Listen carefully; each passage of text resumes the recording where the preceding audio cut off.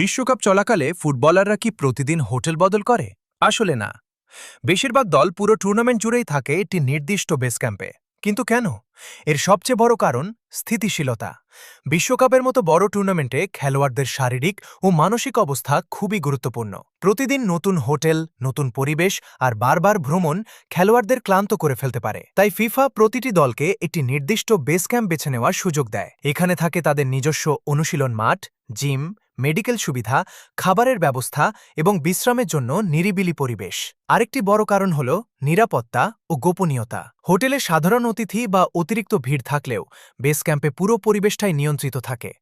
ফলে খেলোয়াড়রা বাইরের চাপ থেকে দূরে থেকে পুরো মনোযোগ দিতে পারেন খেলায়। তবে ম্যাচের একদিন আগে দলগুলো অনেক সময় ম্যাচ ভেন্যুর কাছাকাছি কোনো হোটেলে রাত কাটায়। ম্যাচ শেষ হলেই আবার ফিরে যায় নিজেদের বেস ক্যাম্পে। তাই বিশ্বকাপের সময় বেস ক্যাম্প শুধু থাকার জায়গা নয়, এটি আসলে একটি দলের দ্বিতীয় বাড়ি।